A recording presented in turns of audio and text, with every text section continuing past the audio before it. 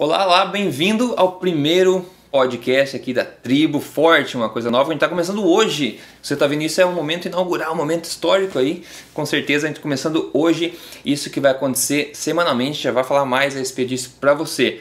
Agora eu tô aqui com, você já deve conhecer, o Dr. Souto. A gente tá aqui em Porto Alegre, eu vim para cá para fazer questão de gravar com ele esse primeiro podcast em vídeo, porque nem sempre vai ser em vídeo, né? Às vezes faz por áudio. Inclusive esse podcast, quando for em vídeo, você vai encontrar em vídeo, vai encontrar em áudio também, quiser escutar no teu iPhone, no teu Android, e também vai encontrar uma transcrição, né, de tudo que foi falado, escrito, se você preferir ler, enfim, para que todo mundo possa absorver a informação de acordo com as suas próprias preferências, né? Então, Dr. Souto, né, o pessoal que não conhece ainda, o Dr. Souto tem um blog também, que é o... Dieta Low Carb e Paleolítica. Dieta Low Carb e Paleolítica, está isso no Google, lá, Souto, Dieta Paleo, por exemplo, você encontra. É uma referência nacional nessa área também. O Dr. Souto, para quem não conhece também, é urologista, ele pratica isso, né, no dia a dia. E eu acho, na minha opinião, a maior referência aí também de conhecedor da área de nutrição, pesquisador também. É fascinante o que ele sabe, a maneira como ele explica esse tipo de coisa. Então não teria nenhuma opção melhor para mim selecionar para participar desse podcast do que o Dr. Souto. E eu estou muito feliz também que ele concordou aí nessa nossa ideia de fazer esse podcast semanal aqui da Tribo Forte. Porque eu acho que o objetivo nosso é realmente eliminar aquela distância que existe entre o que sai no mundo de novidade científica a respeito de emagrecimento e nutrição, eliminar aquela distância entre o que sai e o que as pessoas sabem. Então o objetivo é que esse pessoal que a gente chama do projeto Tribo Forte, né, que essa tribo se torne cada vez maior, se torne uma cidade, um país, uma nação, e o nosso objetivo é mudar tudo isso, que todo mundo que queira ter interesse em nutrição e emagrecimento encontre a informação correta. Que não exista distância entre o que sai agora no mundo e o que é disponível aqui. Então a nossa informação, nossa responsabilidade é trazer, né, todo o conhecimento que sai quentinho e passar aqui de uma forma tranquila, nesse bate-papo legal que a gente tem aqui. E a gente vai fazer todo o esforço para que isso aconteça semanalmente. Por isso, então, toda semana, claro, a gente não vai falar só disso, responder pergunta do pessoal, falar algum assunto da semana, mas se saiu um estudo essa semana, a gente vai tratar desse assunto. O Dr. Souto vai passar os inputs dele, a ideia dele, a gente vai discutir aqui, às vezes a gente vai ter convidados, né? Às vezes a gente vai ter, por exemplo, nutricionista, alguma pessoa também específica de alguma área, talvez pessoas de fora do país, né? Nunca se sabe, como já aconteceu. E nesse caso, legendado, né? Nesse caso, legendado, então tudo para que a informação possa ser consumida, né? Então, a periodicidade do podcast é o seguinte, a intenção e nosso plano, nosso objetivo é postar toda terça-feira, às 7 da manhã, você vai ter um podcast aqui disponível para você se atualizar e também pegar as maiores dicas para emagrecimento, vida saudável e também saber o que a ciência está dizendo. Então, se sair aquelas balelas que sempre saem nas revistas por aí, infelizmente, o mundo está cheio dessas coisas, a gente vai dar nossa opinião, né? E nosso papel aqui, lembrando, né, Dr. Souto, não é prescrever nada, não é dizer o que você tem que fazer, o que você não é informar, né? Informar. Nosso papel é educar. Daí, o nosso papel é passar a melhor informação que existe sobre o assunto para que você possa ver e fazer a decisão que você quer com base naquilo, né? Correto, com base na melhor evidência disponível. Melhor evidência. Então a gente vai falar sempre através de fatos, através de... Se alguma coisa for especulativa, a gente vai mencionar que é especulativa. Se alguma coisa for merecer mais atenção, a gente vai sugerir que dê mais atenção. Mas a decisão de fazer, de seguir, não seguir, é sempre sua, tá? O nosso papel é de realmente informar tudo isso para você. Agora, o assunto de hoje, desse primeiro podcast, pensou, é uma boa ideia a gente falar de uma maneira geral para o pessoal situar o que engorda e o que emagrece, assim de forma geral. Porque ao longo dos podcasts a gente vai se aprofundar em várias coisas, a gente vai mencionar estudo de várias coisas, mas se você não entender, né, a base de tudo, você vai acabar ficando perdido. Então, para quem já é avançado, acho que vai tirar proveito dessa conversa, e para quem é iniciante, principalmente entender de uma maneira geral o que engorda, o que emagrece, que vai muito além de comer demais no almoço para engordar, né, doutor Souto? Exatamente. Agora eu vou dar uma olhadinha na minha agenda aqui, que a gente grava tudo ao vivo. Uma coisa interessante, antes de partir direto aqui pro assunto de hoje, que é o que engorda, o que emagrece, de uma forma fácil para você entender, a gente vai responder duas perguntas aqui que o pessoal mandou pra gente.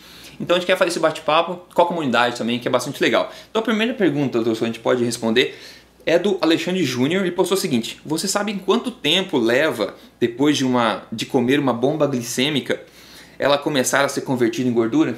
Essa foi a pergunta dele. A gente pode discutir agora uma resposta.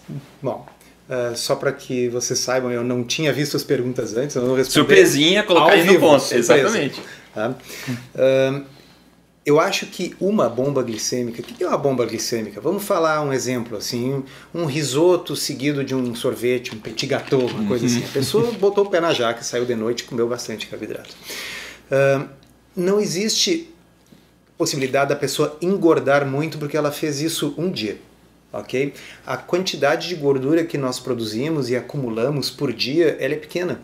Isso vai se notar como um aumento de peso, a pessoa vai efetivamente engordar no decorrer de semanas, meses e anos. Eu costumo dizer que a pessoa é o que ela faz na maior parte do tempo. Na maior parte do tempo.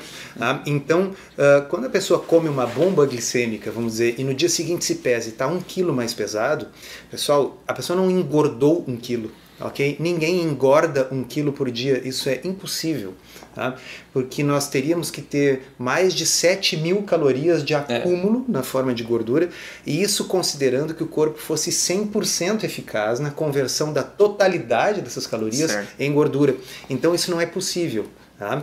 Quando a pessoa está 1 quilo mais pesada no outro dia, isso inclui água, isso inclui glicogênio, que é a forma como o corpo armazena a glicose.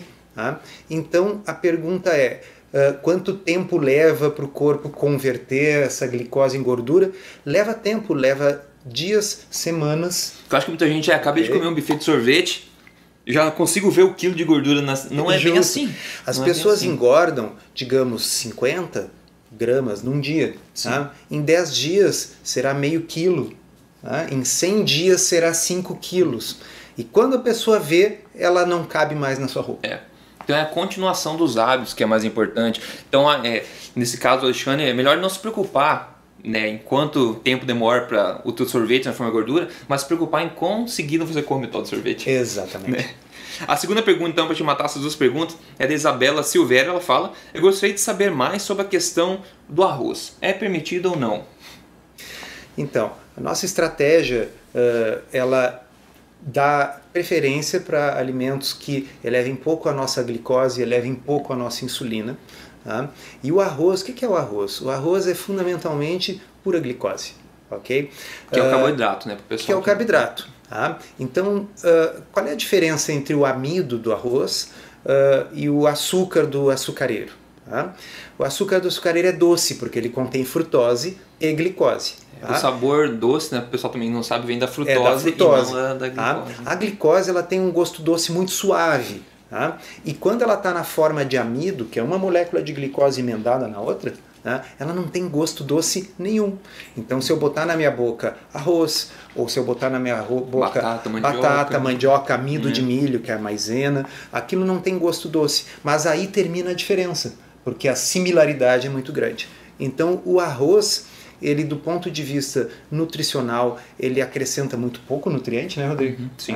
O arroz, assim, não é uma boa fonte de proteína, o arroz não é uma boa fonte de boas gorduras, o arroz não é uma boa fonte de minerais e vitaminas, ele é uma boa fonte exclusivamente de glicose, de carboidrato.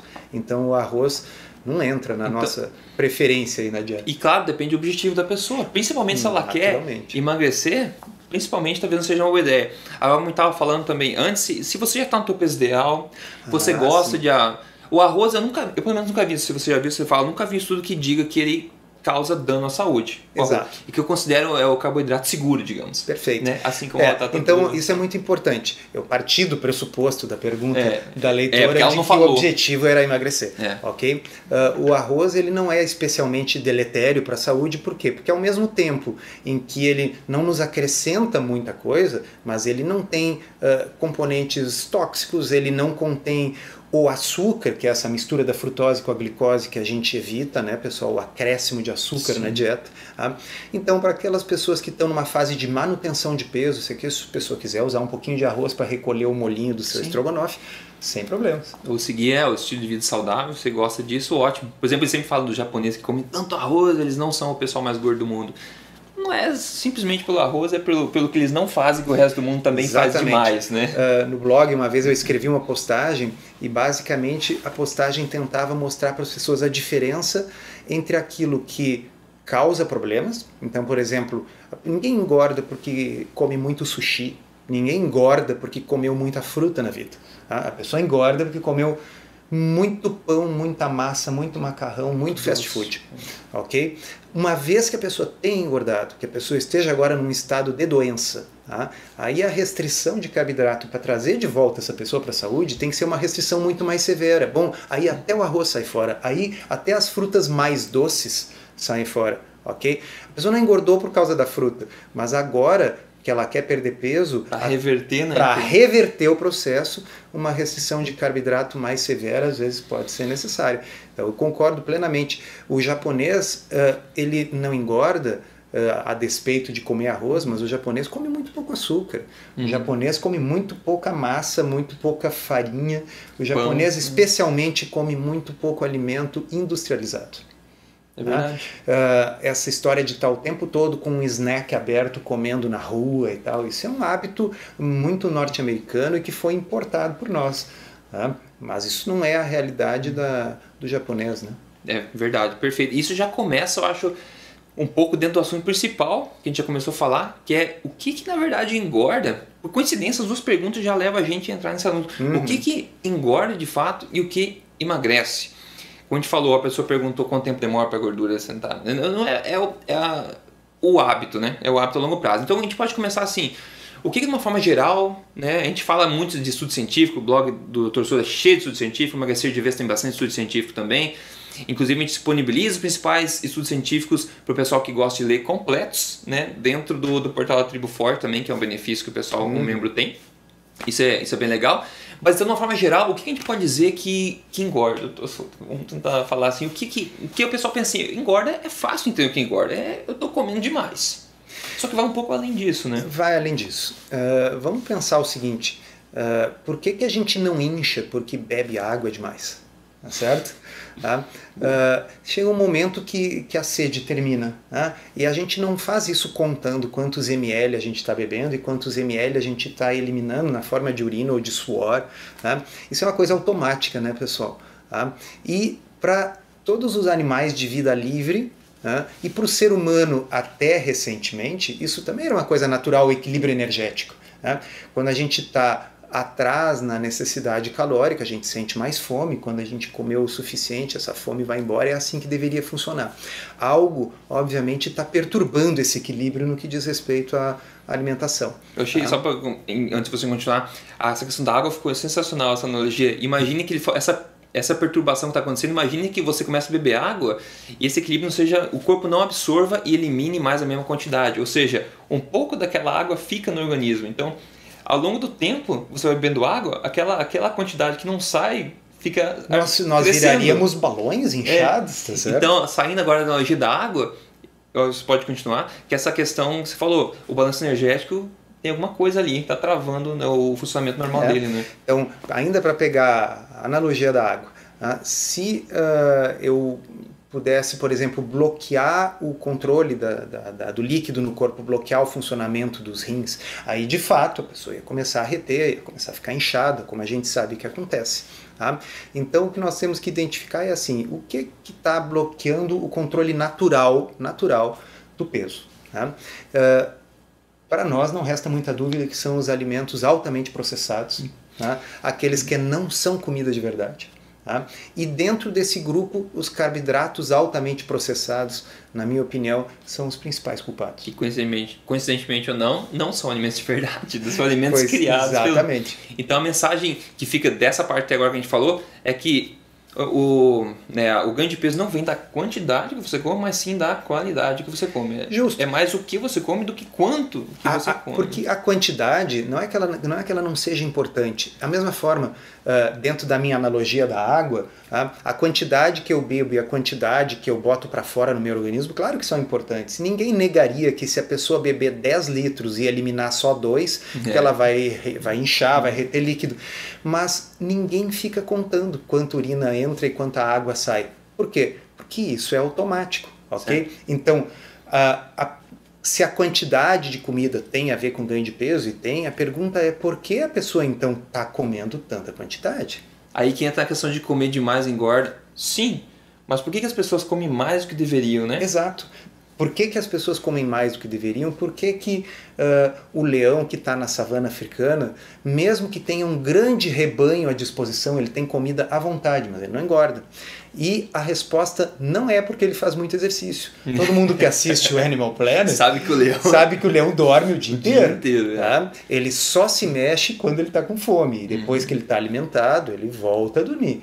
Tá? Então, o que acontece é o seguinte, ele está comendo a comida de verdade. O que é a comida de verdade do leão? Bom, é a caça, tá certo? Tá?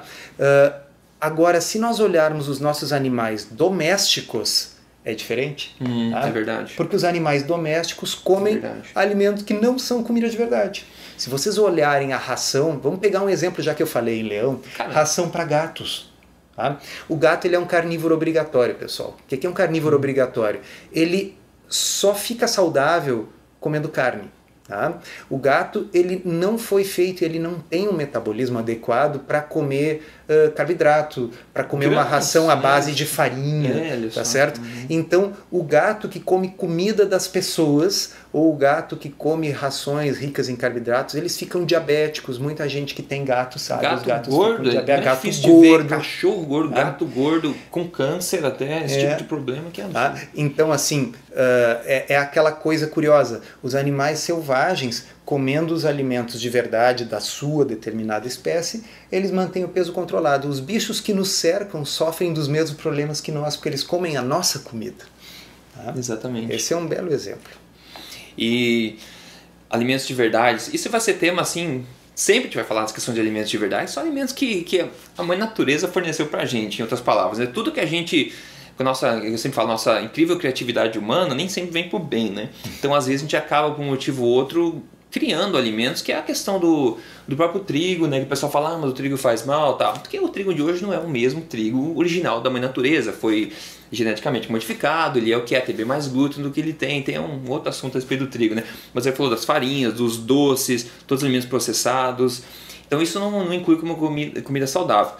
Mas focando então, o que leva a engordar? Então a pessoa vai comer demais se ela comer um monte de alimentos que o corpo não sabe muito como lidar com eles. Então aquela questão da saciedade não funciona tão bem, né? É como se você tomasse água e não matasse tanto a sede mais. Tem gente que tenta matar a sede tomando o quê?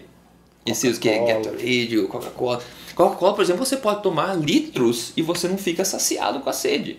Né? Então é uma coisa você comer, por exemplo, o teu pão, tua massa, o teu açúcar, você consegue comer muito mais. Agora, se você estivesse comendo, por exemplo, um filé de peixe, você vai chegar, por exemplo, no segundo e vai dizer, cara, não vai mais, já falando antes, né?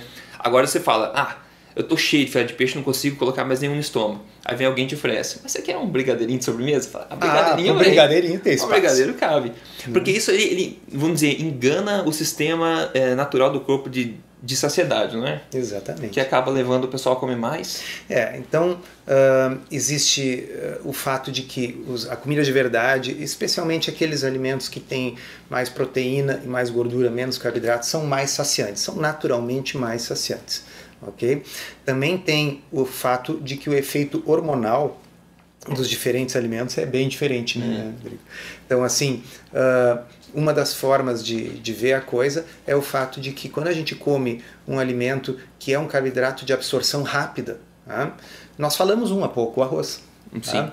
Aquele arroz vai elevar a minha glicose, vai elevar a minha insulina, e com insulina alta não é necessariamente que a gente engorde, mas uma coisa é fato, com insulina alta queimar gordura é muito difícil. Tá? E eu tenho uma forma que eu costumo explicar que eu acho que simplifica. Vamos imaginar que a gente tem um tanque no corpo que é para o glicogênio, que é a forma que se armazena a glicose. Os músculos, tá? fígado. E nós temos esse tanque, ele é pequenininho. Esse tanque, ele é um tanque limitado. Tá? Mas nós temos um outro tanque grande e expansível. Quase ilimitado. Quase ilimitado, que armazena a gordura. Ok? Então, o corpo, nós não gostamos de estar com muita gordura sobrando, mas para o corpo aquilo é uma poupança que ele guardou para momentos difíceis que possam vir um dia. E é uma poupança que o corpo não quer gastar. Ok? Se eu tenho lá no banco, na minha caderneta de poupança, que é a gordura, aquelas calorias guardadas com muito esforço por anos e anos, quilos e quilos de calorias, ok?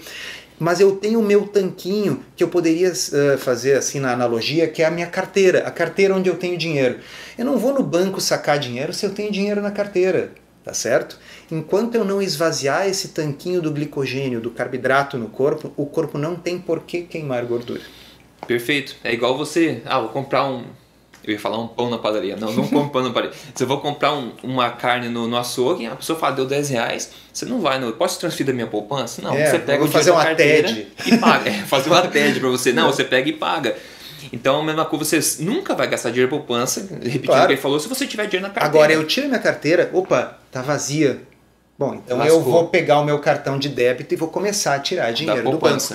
Tá? Então, a gente fala muito dos hormônios, da insulina, etc. É a forma como o corpo faz isso. Isso que nós vamos falar agora aqui é uma coisa que não está bem documentada. Com a insulina alta, a queima de gordura fica inibida.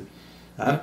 Então, por isso que eu acho assim, uma coisa muito estranha quando às vezes o professor na academia diz assim, olha, antes de vir aqui treinar, fazer a sua atividade física, coma uma aveia com banana em casa, tá certo?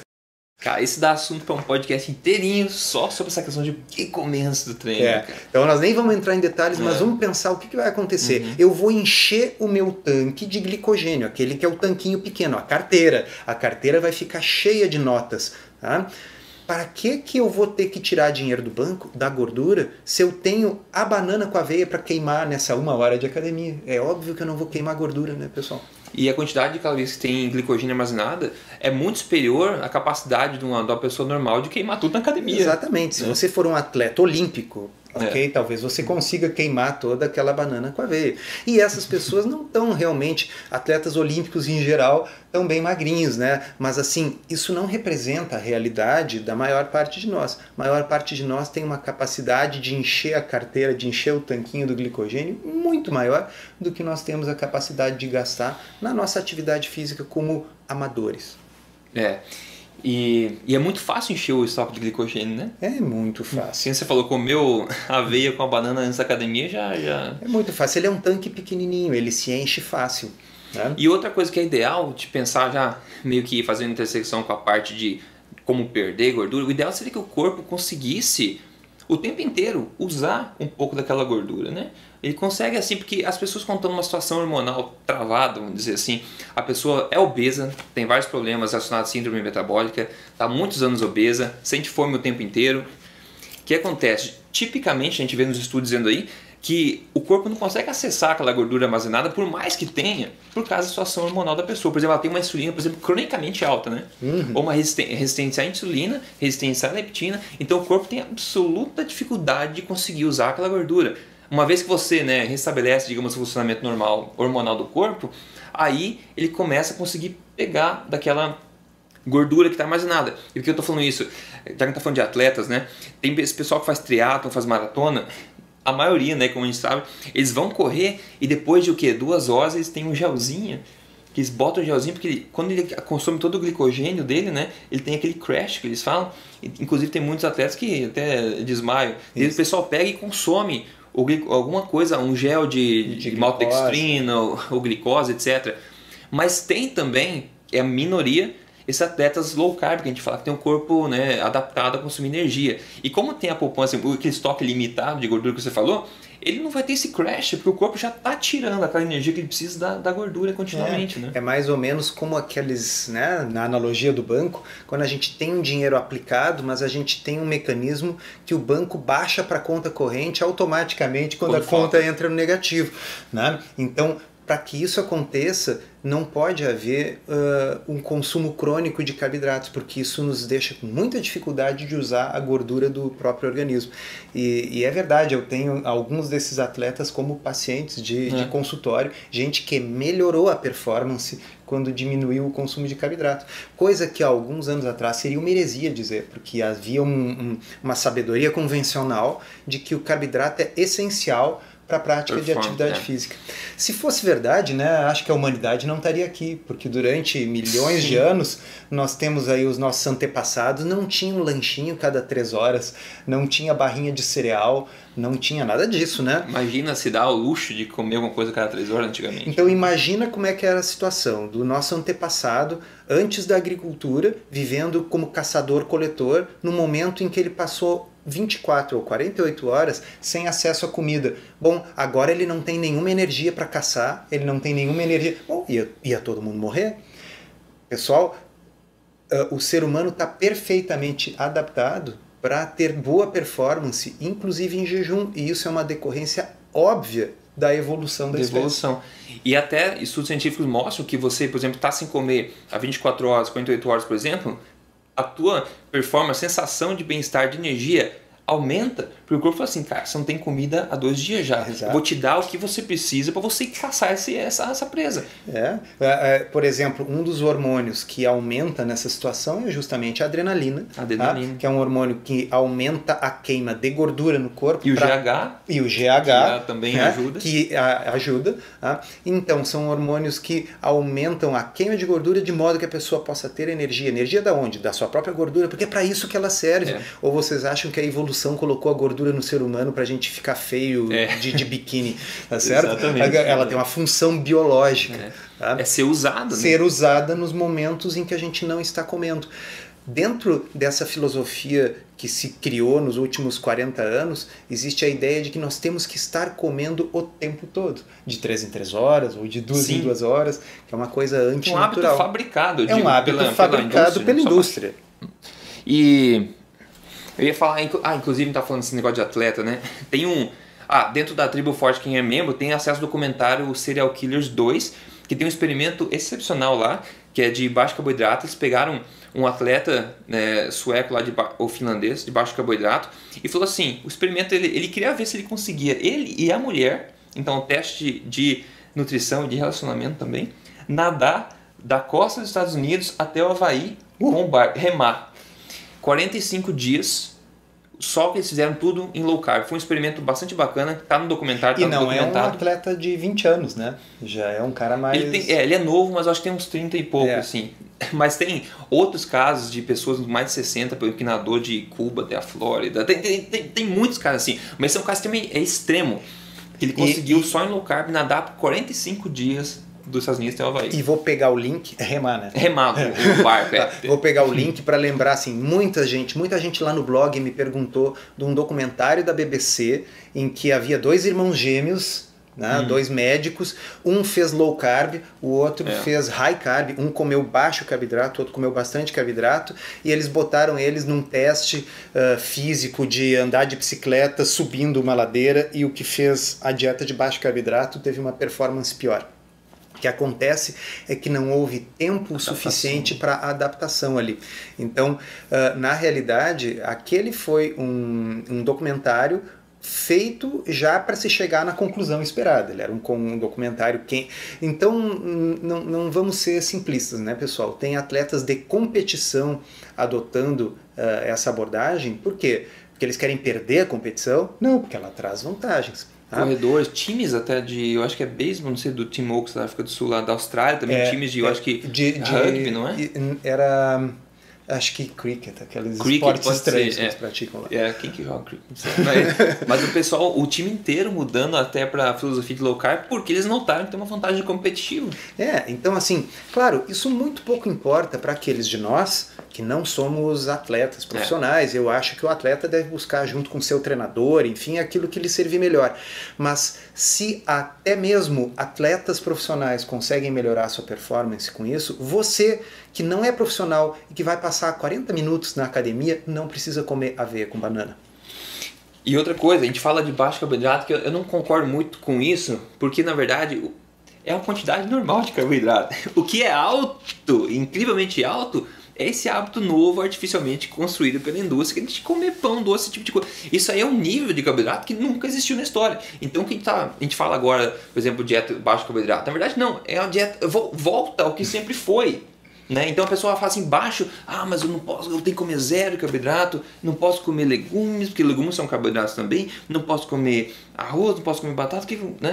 Então é uma concepção errada. Isso é importante. Na realidade, nós estamos falando naqueles carboidratos que são basicamente açúcar ou basicamente amido, ok? Agora, se eu pegar, por exemplo, brócolis, né? Brócolis é o quê? Proteína? Não. Brócolis é gordura? Definitivamente não. Brócolis é carboidrato, mas a maior parte do carboidrato do brócolis é na forma de fibra, né, pessoal? Fibra é um adubo para a nossa flora intestinal, mas a fibra não vai elevar a nossa insulina, a fibra nos sacia, ela mata a nossa fome, né? A fibra melhora o funcionamento do intestino, né? Então vamos qualificar isso aí, né? Então quer dizer, é uma troca de carboidratos ruins por carboidratos saudáveis. É basicamente voltar ao que a humanidade sempre fez antes toda essa criatividade industrial do ser humano. Então, resumindo então a parte que é muito fácil de falar em vários, tem muitos aspectos relacionados a isso, né? Mas a situação que a pessoa então tá gorda e se continuar fazendo a mesma coisa, só vai engordar, é uma situação que ela tá, digamos, hormonalmente desequilibrada, ou seja, tem que desenvolver uma resistência à insulina, uma resistência à leptina também, não consegue acessar gordura por causa dessa insulina crônica no organismo. Então a pessoa está comendo de uma forma que todo o sistema de saciedade está desbalanceado, o equilíbrio energético não está funcionando. Ela está meio com caos hormonal, certo? É a situação que é aquela espiral negativa que a pessoa nunca vai... Né? Então não adianta a pessoa continuar comendo menos todos aqueles venenos, certo? Isso é muito importante, porque assim, nós não vamos negar o óbvio. Qualquer pessoa que fizer uma dieta de fome vai perder peso, ok? Se a pessoa realmente comer pouquíssimas calorias por dia, ela vai perder peso. Tá? Bom, por que todo mundo não resolve o problema dessa forma, então? Tá? Porque a pessoa se sente miserável, porque ninguém consegue ficar permanentemente com fome, porque a pessoa não vai ter energia para fazer suas atividades diárias, ok? Então, a restrição calórica não é que ela não funcione de forma aguda, ela não funciona no longo prazo. Tá? Existe uma série de funções altamente reguladas no nosso organismo sobre as quais a gente tem influência no curto prazo. Vou pegar umas bem óbvias, tá? Por exemplo, eu consigo trancar a respiração por um tempo, e se eu treinar bastante, quem sabe eu consiga trancar por 2 minutos, ok? Mas eu não vou conseguir trancar minha respiração por muito tempo, ok? Eu consigo deixar de dormir. Tá certo? Eu consigo ficar, nos meus tempos lá de médico residente, ficava 36 horas, às vezes 48 sem dormir. Tá? Agora, eu não consigo fazer isso no longo prazo? Não é possível, ok? É possível fazer restrição calórica e perder peso? Por semanas, meses. Okay? Até os mais resistentes, até meses conseguem. Mas não no longo prazo. E em todos os exemplos que a gente citou, o que acontece? O corpo lança mão de mecanismos compensatórios. Uma hora vai vir um sono tão grande que aquela privação de sono será compensada dormindo um tempão. Uma hora, quando eu parar de trancar a respiração, eu vou o quê? Hiperventilar. Eu vou compensar o pouco que eu estava respirando por 2 minutos, respirando o dobro nos minutos seguintes. Tá?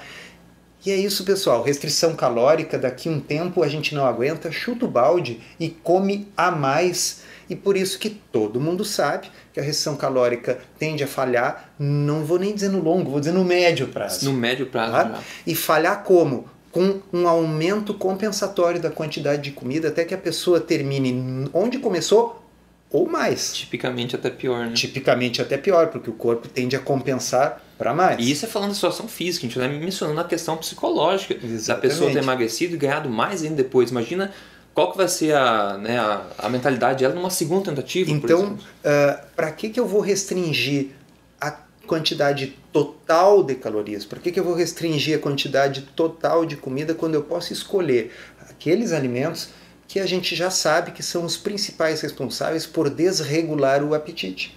Tá certo? Exato. Esse é o ponto fundamental. Tá? Porque, repito, existem vários tipos de abordagem de dieta que funcionam no curto prazo. Tá? A questão eu tenho que ter uma abordagem de dieta na qual eu possa ficar sem fome. Ou seja, eu não posso fazer uma restrição calórica irrestrita. Eu tenho que diminuir aquilo que realmente atrapalha na manutenção do peso. E a gente fala em estilo de vida. É uma forma de seguir para sempre comendo daquela forma. Ninguém consegue seguir bastante comendo uma dieta, né? Então, como você falou, não sentir fome e, mais importante que isso ainda, a tua imunidade fica melhor, a tua disposição fica melhor, né? A performance humana fica melhor, simplesmente porque é ótimo, é o combustível perfeito para o organismo humano. É isso que a gente quer retomar para as pessoas. Para quem já acompanha, já segue o site do Rodrigo, meu blog, isso que eu vou falar é muito óbvio. Para quem está começando, vocês podem não acreditar, mas me deem um voto de confiança. Eu tomei meu café da manhã bem cedo hoje de manhã. Tá? Bem cedo hoje de manhã, comi uns ovos. Tá? Agora são 15 para o meio-dia. Eu não estou com fome. E se nós ficássemos aqui conversando até a 1 da tarde... Sim. Tá? Então isso é muito diferente daquela sensação de uma necessidade de comer, que eu sei que muitas pessoas que estão comendo a dieta padrão ocidental, aí cheia de carboidrato refinado, a pessoa teria que fazer uma pausa. Ó, vamos parar agora, vamos comer um lanchinho. E outra, depois pessoa a gente fica continua. nervosa. Fica irritada, o humor afeta até o humor da pessoa. A pessoa não consegue pensar em outra coisa, é o que a gente escuta, né? Diz, olha, quando vem a fome, eu não consigo pensar em mais nada. E claro, aí o que tem disponível para comer por aí? Né? O que tem disponível? É mais fácil, é o pacotinho do carboidrato, é a barrinha de cereal, é o sanduíche, é o doce, é a barra de chocolate. Quando eu falo em barra de chocolate, vamos qualificar, né? Não é o nosso chocolate 80%, 85% cacau. Aquilo que as pessoas normalmente falam em chocolate, eu sempre brinco, né? A pessoa diz assim, eu sou viciado em chocolate, eu sou chocolatra. Eu digo, não, você é doçólogo. Uma pasta de açúcar com... Porque é um doce sabor chocolate. Foi colocada a mínima quantidade possível de cacau ali para dar um sabor naquele doce, naquela pasta de leite com açúcar, um sabor chocolate. Okay? Exatamente. Quando nós falamos de chocolate é outra coisa. É 85% cacau, então ele é um chocolate amargo que se você estiver tomando um cafezinho sem açúcar... morde aquele quadradinho de chocolate 85%, em comparação com o café, ele é levemente adocicado. E quando você para de comer essas porcarias, que a gente come a minha semente doce, ou o chocolate mesmo ao leite, que é a semente doce, esse chocolate considerado amargo, 80%, com o tempo teu paladar meio que reconhece ele como sendo doce, porque você, né, a gente acaba... deixando mimado o nosso paladar, porque a gente mostrou alguma coisa nova que é extremamente, não é natural, é artificialmente doce. Então quando a gente retorna a comer, tem gente que nem, até batata doce, para algumas pessoas, ai que doce que é isso? Se você come também batata doce, você não gosta que não é doce, está acostumado com pudim e leite condensado, é muito mais doce. O paladar muda muito. O paladar muda, né? Ah, e muda porque no corpo tudo é assim, se adapta, né? Se a gente está, por exemplo, caminhando na rua, no sol, e a gente entra numa sala de cinema, num primeiro momento a gente não consegue enxergar nada, tá certo? A gente tem dificuldade de não tropeçar ali nas escadas e tal. Aí passam uns minutos, a gente começa a enxergar e ver que a sala tá clara. Tá? É a mesma coisa, quer dizer, se eu como uma quantidade 1000 vezes mais doce do que o que seria normal na natureza, bom, quando eu coloco uma coisa que tem uma quantidade normal de doçura, uma batata doce, uma cenoura na boca, eu não consigo sentir aquilo doce. Mas depois de alguns dias, algumas semanas, onde a gente para de submeter a língua a essa quantidade loucamente doce, o paladar muda muito. Começa a sentir os sabores verdadeiros novamente. E você falou, por exemplo, eu particularmente não como nada no café da manhã. Você falou que comeu bem cedo. A gente, bom, cada um varia, né? Eu provavelmente tomo um café, porque eu me adaptei muito bem assim. Então cada pessoa tem a sua própria estratégia. Mas a mensagem principal é a questão da fome que você falou. Não tem aquela, que fome. Uma fome normal, natural, ela vem em ondas suaves. Sente fome, se você estiver trabalhando, você, tem que almoçar, tal, mas você trabalha meia hora, Passou. E depois ela vem de novo. Uma onda assim suave, sugerindo que você poderia ingerir uma coisa se você quiser. Mas isso acontece se o corpo tiver acesso fácil a poupança, né? Se ele conseguir pegar a energia que precisa no momento daquela gordura. Agora, se você tiver numa situação, por exemplo, a pessoa com síndrome metabólica, obesa, tem um monte de gordura inacessível ao corpo e acabou, por exemplo, o estoque imediato de açúcar que ela tem, ela vai sentir essa fome neurótica que a gente estava comentando. Que é o cérebro em pânico. É o cérebro em pânico. Ele está vendo assim, opa, eu esqueci a senha do banco, eu sei que tem dinheiro lá, mas não me adianta, eu não consigo acessar. Eu preciso na carteira de dinheiro. Eu preciso agora. Né? É bem isso.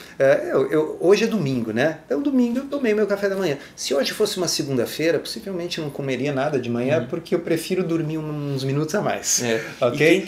Então, assim, Por quê? A gente sente menos fome numa dieta mais nutritiva, mais densa do ponto de vista nutricional e que não tenha carboidratos de digestão muito rápida. E assim como a fome não flutua, o que não flutua também é a tua sensação de bem-estar e a tua performance durante o dia, né? Exato. Não flutua de acordo com as refeições que você come, você tem uma performance estável. Eu também lembro quando, antes de eu ser iluminado por toda essa ciência, esse tipo de coisa, eu também, quando eu trabalhava, depois do almoço, o que acontece? Sono. Mas sono ou na faculdade, aquele sono que você realmente tem que quase dormir na frente do chefe. Só que isso, pra mim, eu notei muito que acabou depois que eu parti para uma alimentação. Eu me lembro claramente, na época que eu era médico residente, nós comíamos num refeitório do hospital. E o refeitório do hospital tinha um bife duro, arroz e feijão, né? E, então era uma grande quantidade de arroz, um feijão por cima e aquele bife durinho. E depois a gente sentia tanto sono de tarde, mas tanto sono, que a gente ficava especulando o que colocam nesse arroz. O que colocam? Não precisa nada, pessoal, é só o arroz, esse é o efeito do arroz. O que acontece, a gente tem um pico de glicose muito elevado logo depois de comer aquela quantidade de arroz, que poderia ser um morrinho de açúcar também. Sim, exato. E quando depois essa glicose despenca, né, 1, 2 horas depois da refeição, bom, aí vem o cansaço, vem a sonolência, tá certo? Eu gosto de analogias, eu acho que facilita a compreensão.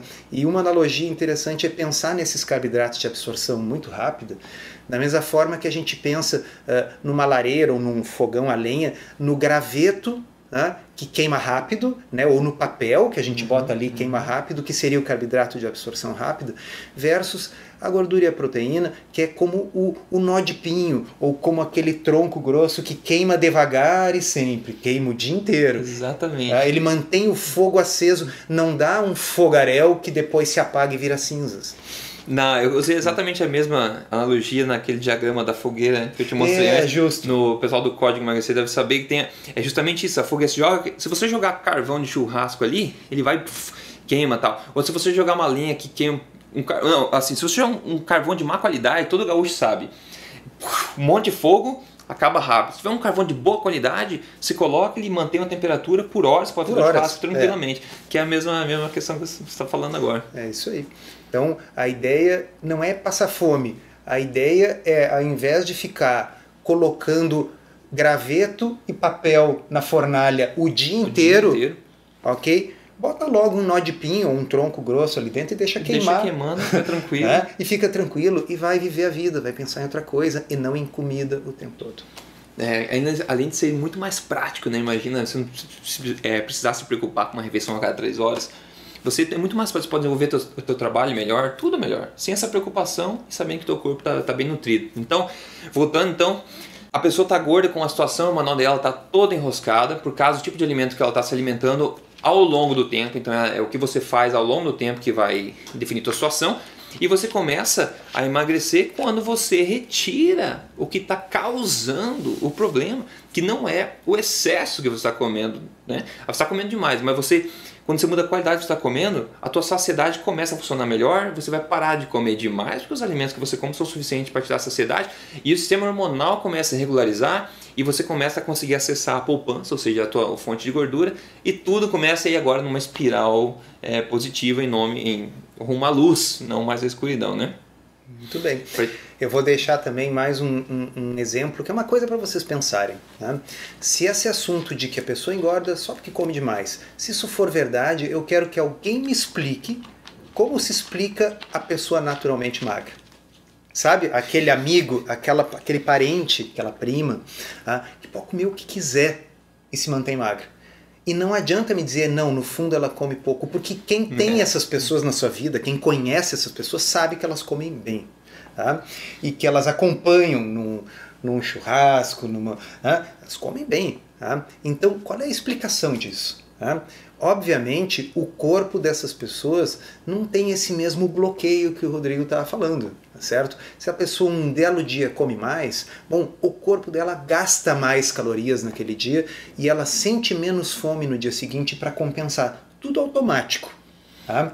Aqueles de nós que não temos essa genética abençoada, a gente não pode abusar de determinados alimentos que influenciam para o lado ruim esse equilíbrio. E tem gente que só de olhar, diz, olhar na sobremesa engorda. E na verdade, cientificamente pode dizer que sim, você engorda só de olhar, porque o teu corpo secreta insulina já só de você olhar para alguma coisa. Mas enfim, isso sem contar no metabolismo, né? Tem estudos legais também que mostram a mesma pessoa, uma pessoa normal, que come, por exemplo, 2.000 calorias a mais por dia do que ele precisa, tipo 5.000 calorias por dia, de alimentos ruins, digamos, o pão, a massa, etc., carboidratos bastante, e as mesmas 5.000 calorias, que são, de novo, 2.000 calorias a mais que ele precisa por dia, de alimentos corretos, alimentos de verdade. O que acontece? O metabolismo dela se regula de forma que não tem excesso, então a pessoa não engorda. Na verdade, não sei se você lembra foi aquele rapaz, né? Sam Feltham. Olha só, aquele rapaz colocou até a foto dele e na verdade ele perdeu cintura até comendo a mais. Comendo a mais comida de verdade. Certo. E o contrário, quando ele comeu a mais dos alimentos que a população come por aí, ele notoriamente engordou. Nas fotos se via bem. Engordou. Claro, o Sam Feltham é um cara bem jovem, ele é um cara naturalmente magro. Ele nunca foi gordo. Então, assim, por favor, pessoal, ninguém vai comer 5.000 calorias de comida de verdade, porque sim, dá para engordar. Mas o que esse experimento mostrou? Que se a gente engorda muito menos comendo um excesso de alimentos de comida de verdade do que nós engordamos comendo o mesmo excesso de alimentos ruins. Então, o Jonathan Baylor, que é um autor que nós dois gostamos, né? Porque ele é cheio de analogias nas explicações que simplificam, né?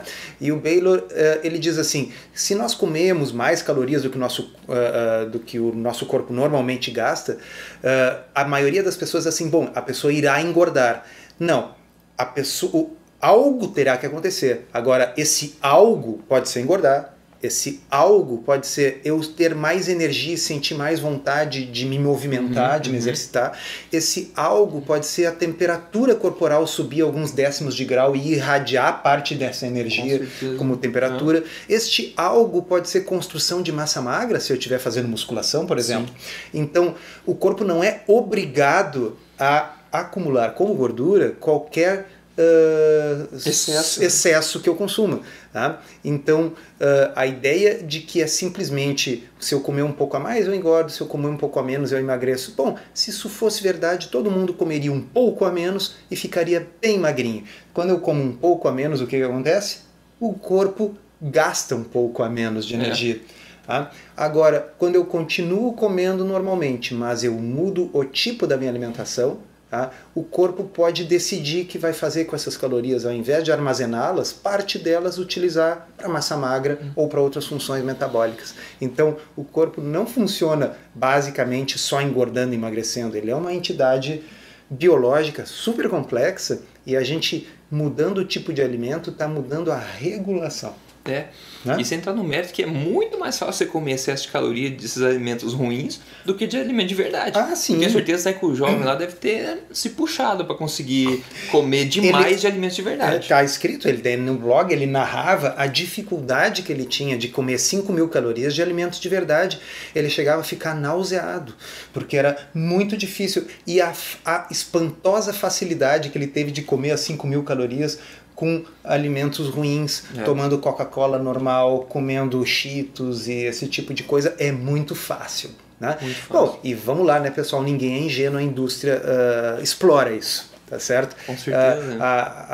Eles já fazem a coisa com uma textura, com realçadores de sabor, com uma quantidade a mais de açúcar, no sentido de que se torne irresistível.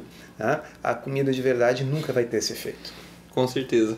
Então, pessoal, é o seguinte, tem um bônus para o pessoal que faz parte, para complementar aqui o podcast, o pessoal que faz parte da Tribo Forte, você pode entrar no portal, a gente colocou uma listinha de 10 alimentos para abraçar e 10 alimentos para chutar, que a gente brinca. São 10 alimentos que vão te ajudar com o seu estilo de vida legal, emagrecer se você precisa, e 10 alimentos que são reconhecidamente danosos à saúde, que não vão te ajudar. Então, se você faz parte, você pode entrar dentro do Tribo Forte lá e pegar o teu PDF bônus lá dentro.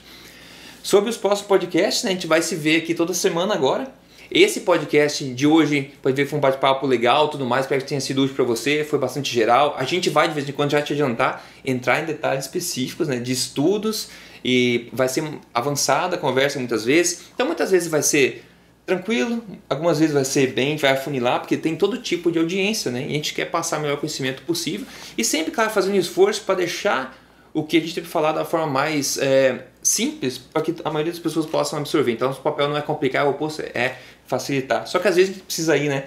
Claro. Mais o que acontece é assim, ó, agora quase toda semana sai uma notícia na grande mídia, determinado alimento que se achava que era ruim era bom, determinado alimento que se achava que era bom era ruim, ok? Então, e vocês que estão seguindo esse plano, obviamente tem os amigos e parentes que vão dizer, olha, viu, saiu aqui no jornal de hoje, ó, isso que você está fazendo não faz bem para a saúde. Então nós vamos comentar as notícias da semana, os estudos da semana, sempre que surgir alguma coisa bombástica, pode ter certeza que será coberto aqui. Vai coberto. A gente vai fazer o possível para passar essa informação de uma maneira destendenciosa, né? Porque, como a gente sabe, a maioria dessas coisas que saem é porque tem por baixo alguma coisa. Então, a gente vai passar a informação para você nua, crua e clara, como a gente sempre fala, e passar a informação e você pode fazer com ela o que você desejar, né? O pessoal que não faz parte da Tribo Forte, que é o portal, você pode aprender mais o que é isso aqui, tá? Você encontra aqui um botão aqui abaixo e você pode ver mais sobre como é e pode se juntar a essa tribo aí e aproveitar dos benefícios que ela tem. Então, eu acho que esse primeiro episódio finalizou. Eu agradeço por você estar participando, estar investindo na sua saúde, investindo em educação, que só por isso você já está à frente da maioria, né? Eu espero que isso mude. Obrigado, doutor Souto, também, por participar desse bate-papo em vídeo aqui. A gente vai se ver toda semana aqui, então se mantenha ligado e a gente se fala no próximo episódio. Então, até mais. Até mais.